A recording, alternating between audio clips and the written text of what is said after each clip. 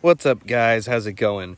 I know I've been away from the YouTube sphere for a little while. I've been very busy last couple of weeks, but right now I'm going on a walk, and the season finale of The Mandalorian just dropped. So, I want to talk about that real quick. Do a brief overview of the last two episodes of the season, and then sometime next week when I'm back at my desk, I want to make a video about the season as a whole and reflect back on maybe the entire Mandalorian series, because I think we're pretty much done, guys.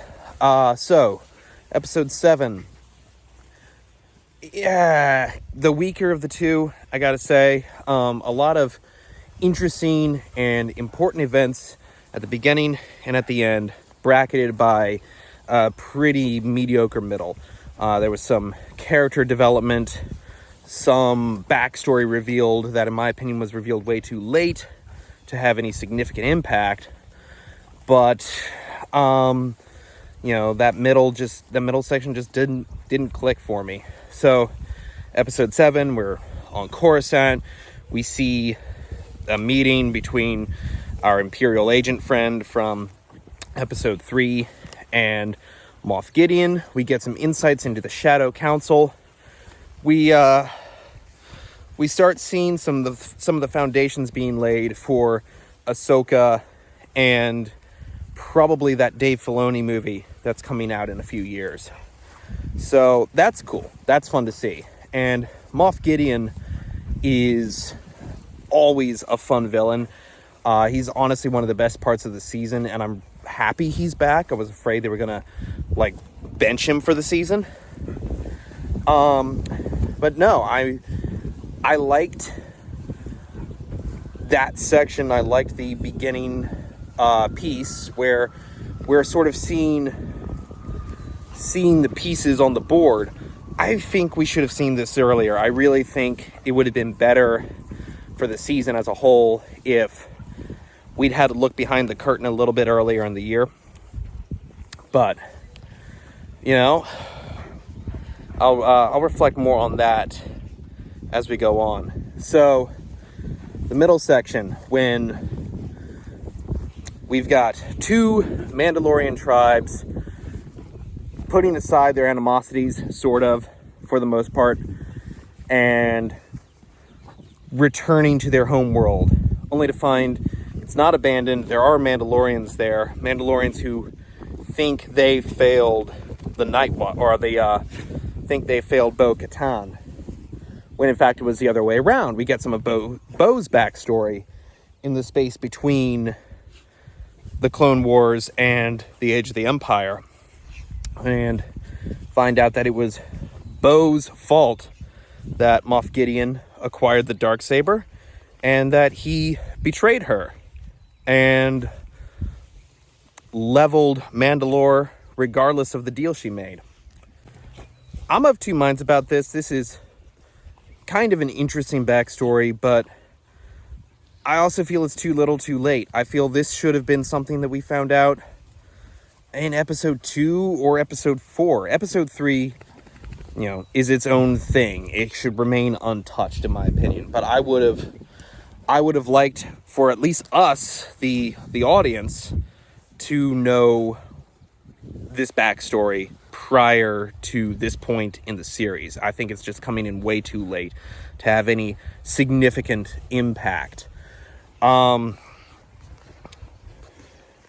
we get to the Imperial base on Mandalore, which that's a good idea. I do like that. I think that makes sense. It kind of fits with Gideon's whole obsession about Mandalorians. It goes a long way towards explaining his character, or it fits with his character really well. And then we get into the whole the last stand of Paz Vizsla, and that was handled extremely well. They gave him a total badass moment.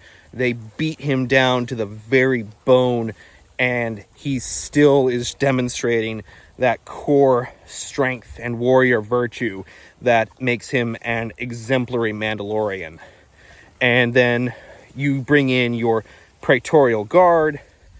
I think that's what they're called, red glow stick guys. Bring in your Praetorial Guard to finish him off and establish some stakes, right? We've just seen how badass this guy is, and he can't beat these. Now we have some stakes going into the next episode. That's all handled absolutely fine. I got no problem with that. Like I said, episode 7, it's a decent episode. I just wish that middle section had been a little more substance and a little less filler. All right, now, episode 8. So, I think episode 8...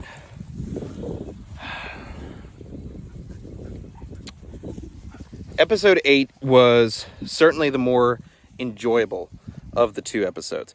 It was something that... Sorry, I'm walking my dogs. It was something that I was busy during episode 7. I was paying attention, but I was also working on something else at the same time. And I could still follow episode 7 just fine. Episode 8 didn't give me that option. It grabbed me, it hooked me, I was involved all the way through. I really, it was a proper climax. It was a proper finale, and it gave us a proper denouement. Episode 8 is basically just an action episode. It has a lot of set pieces, and it has some character development at the end. And as far as being that, I thought it was handled really well. The set pieces were exciting, they were engaging.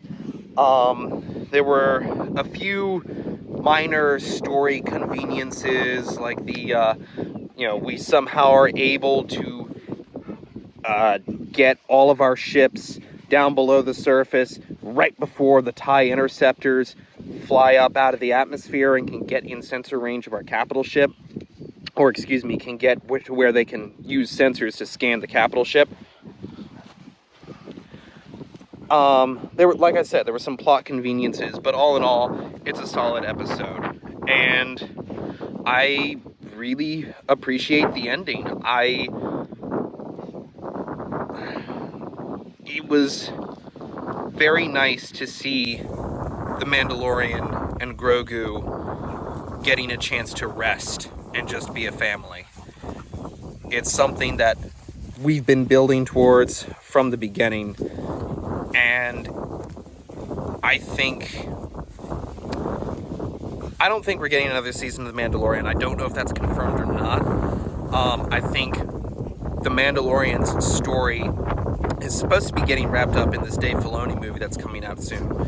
But if you didn't want to watch that, if you never saw it, that ending where they have their homestead and they can finally breathe and be a family, that is a perfect ending for The Mandalorian, in my opinion.